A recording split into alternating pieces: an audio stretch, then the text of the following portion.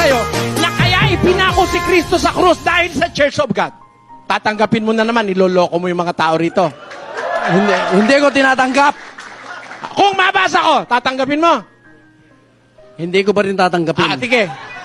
Huwag na nating ipatanggap, pero kawawa kayo, babasahin ko. 20:28 ng gawa. Pakinggan nyo, pakilagay sa screen. Ingatan ninyo ang inyong sarili at ang buong kawan na sa kanila'y ginawa kayo ng Espiritu Santo na mga obispo upang pakanin ninyo ang iglesia ng Diyos na binili niya ng kanyang sariling dugo.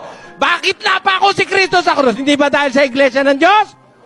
Basahin natin ang katunayan kay San Pablo. 5:25 ng Efeso. Mga lalaki, ibigin ninyo ang inyong asawa, gaya ni Kristo na umibig sa iglesia, na ibinigay ang kanyang sarili dahil sa kanya. Bakit po nagsakripisyo si Kristo? Dahil sa iglesia. Ito'y kalaban ng iglesia ito eh.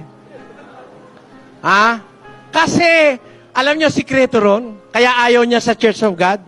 Kasi yung Church of God nakasulat, yung church niya wala sa Biblia. Hindi niya mabasa Baptist Church. Kanino ko pa siya tinatanong, inamin niya, yung Baptist Church wala sa Biblia. Yung itinayo niyang Baptist Church. Saan? Anong talata yun?